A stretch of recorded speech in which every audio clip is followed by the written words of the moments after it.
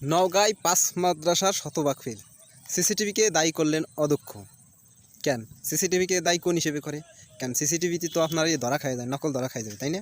সিসিটিভিতে কি আপনার ওই যে আকাম কুকামতে বার করতে পারেন নাই?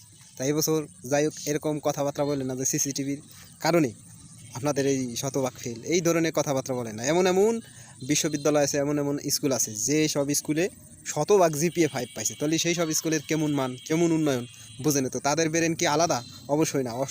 অর্থাৎ ওই সব স্কুলের সিস্টেম ভালো, শিক্ষার্থীরাও ভালো, এবং যারা শিক্ষক তারাও উন্নত মানে কীভাবে ছাত্রদেরকে পাশ করাইতে হবে এই ক্রাইটা তাদের মধ্যে আছে। এই ক্রাইটা যদি আপনাদের মধ্যে থাকতো, অন্তত পাস তো কিছু করতো, এরকম না যে পাস করতো না। তাই যারা যারা ফেল করছে ওই রকম দুঃখ, ভুলভাল সিদ্ধান্ত নেওয়ার কোনো প্রশ্নই আসে না। এমন আছে অনেকেই ফেল করে আজ অনেক উন্নত, আর এমনও আছে অনেকে পাশ করে আজ অবনতির দিকে। তা পাশ ফেল জীবনের কোনো উন্নয়ন হয়তো কিছু ক্ষেত্রে বাধা পড়তে পারে, এর কারণে এই না যে ভুলভাল সিদ্ধান্ত নিবা।